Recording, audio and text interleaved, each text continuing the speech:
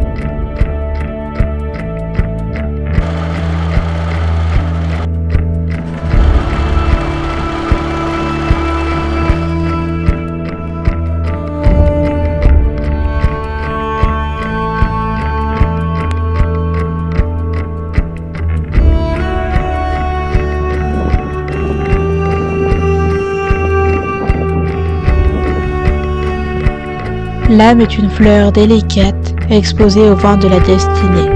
Les brises du matin la secouent, et les gouttes de rosée lui ploient le cou. Comme la fleur prend de la terre son parfum et sa vie, l'âme tire de la matière et de ses torts une force et une sagesse.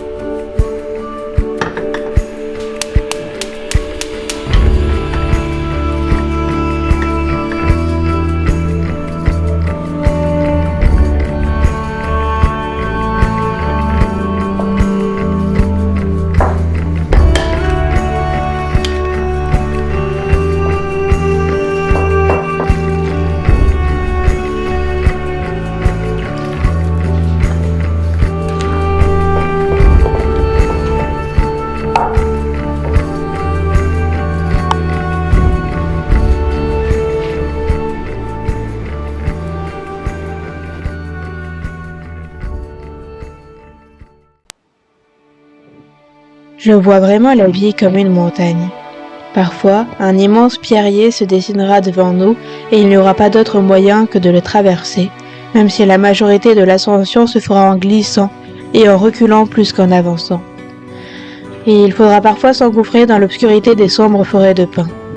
Cet oppressement ne perdurera éternellement, puisqu'au bout, entre deux arbres, la lumière viendra nous sauver. Il y aura aussi des fins ruisseaux où l'on pourra se régénérer et des rivières tumultueuses où il faudra s'en sortir coûte que coûte.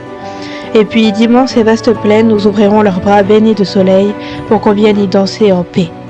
Des rugissements nous feront trembler et fuir, et des chants d'oiseaux nous inviteront à les suivre sur le juste chemin. Des sentiers sinueux, abrupts et infiniment longs, nous mèneront devant les plus beaux paysages que l'on ait jamais rencontrés. Et puis parfois, malgré notre instinct, notre décision s'arrêtera sur un embranchement où seule l'ombre demeure.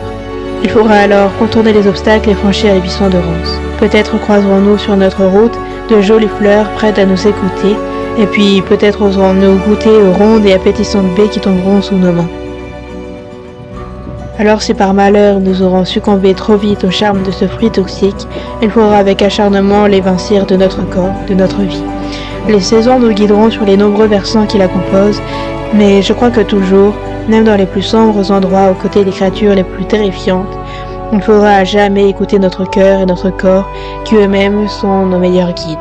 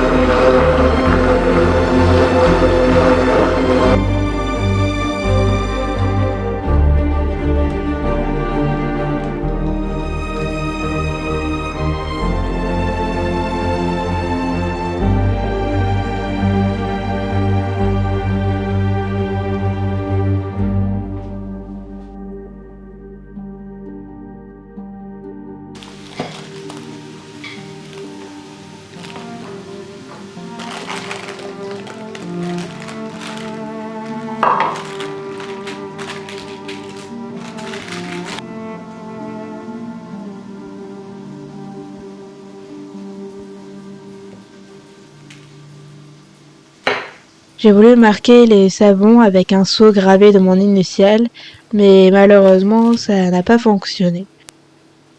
Je pense que les savons étaient encore trop mous et que le marquage n'a pas pu bien se faire.